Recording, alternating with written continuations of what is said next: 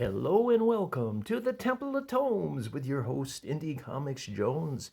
Today is February 25th, 2021, and this is episode 214. Today we're going to take a look at Hachino Kage, Shadow of Death.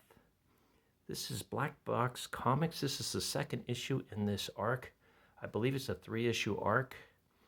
And let's take a quick look at the cover here. This image does not appear in the comic. However, I think the essence of what happens here does occur, and so I'm going to give it a pass on this one.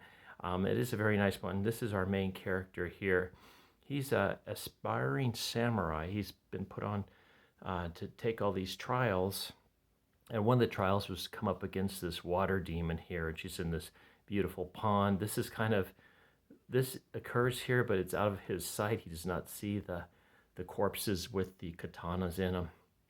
But it is a very beautiful pond that's depicted in the story here. You can see the waterfalls and whatnot. Let's go inside and take a look to see who worked on this book. Okay, the writer was Neil Davis. The cover artist and letterer was Gus Mock. The colorist was Michael Yakatus. I don't know if I said that right. I apologize if I got that wrong. And this is a recommend, by the way. I'm really growing to like this. The art is a little bit different, but I think it's pretty good. If we start off and we've got our main character here, and he is pinned down by this beast, as you can see. He's been fighting off. This is one of the trials, is to defeat this beast. And it's a big, kind of a giant rat, wolf,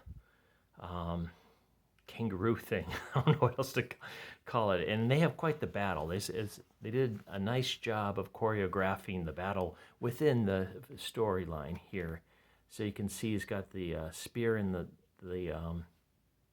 beast's mouth, and it was broken, but he's able to jam part of it into the beast's throat, which doesn't make the beast happy.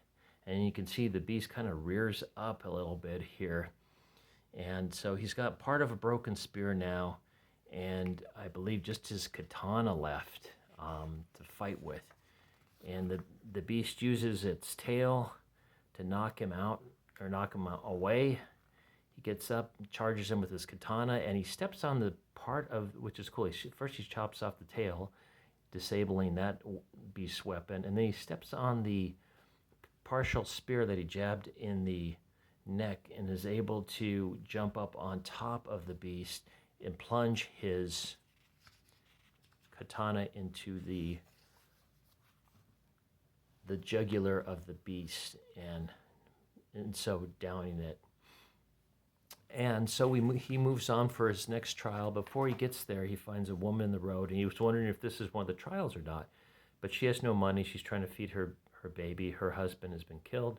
So we get this, what he remembers, his flashback of how things were with his mother, where his father had gone off to become a samurai, and apparently died in perhaps one of the trials. And the villagers stepped up and fed the mother and he and his sister in the meantime.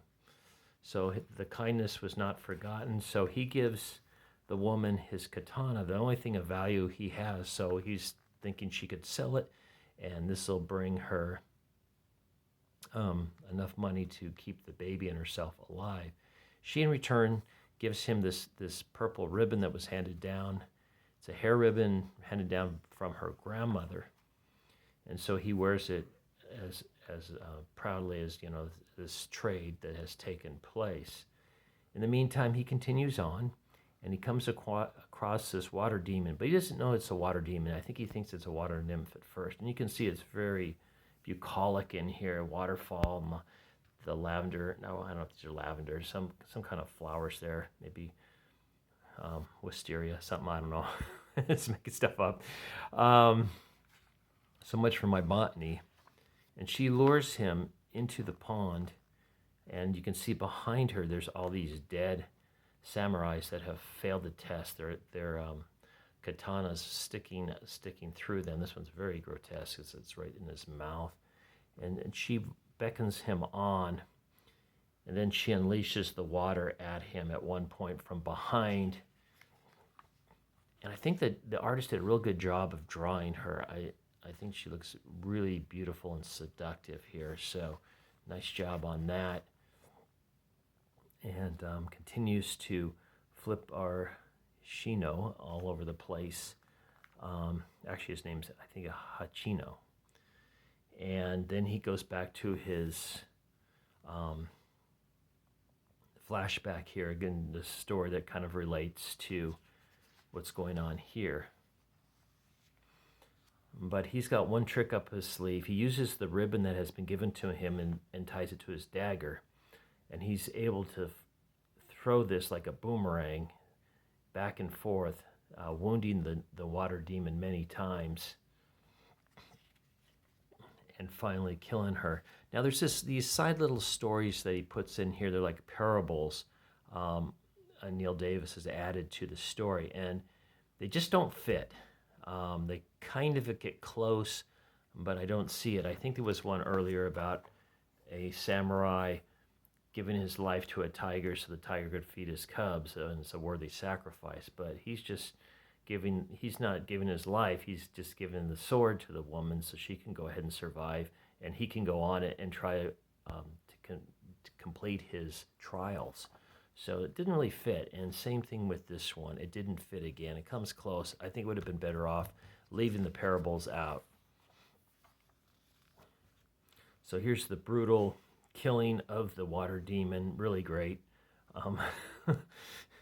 He just goes after her. He's very upset about it.